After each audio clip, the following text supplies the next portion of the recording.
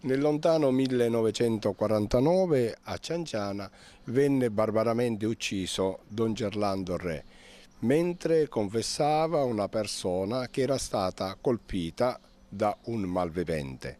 Questo malvivente si avvicinò a Don Gerlando Re dicendo: tu non devi confessarlo, non dargli dunque l'assoluzione in articolo mortis.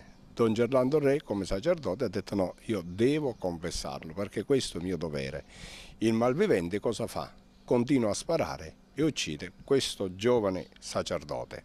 A distanza di tanti anni, la Chiesa Madre di Cianciana, unitamente alla Pia Associazione dedicata a Don Gerlando Re e la rivista Oltre il Muro e il Comune di Cianciana, desiderano ricordare questa nobile figura, questo nobile sacerdote, con 2 giornate di studio e di riflessione.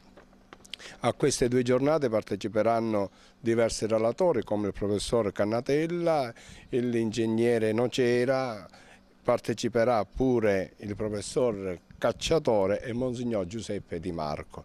Diverse figure che metteranno in risalto questa nobile azione che fece Don Gerlando Re, una nobile azione che si inquadra nella cultura del martirio pur di fare il proprio dovere, ed da parte nostra è un dovere quello di ricordare a distanza di tanti anni il sacrificio di Don Gerlando Re.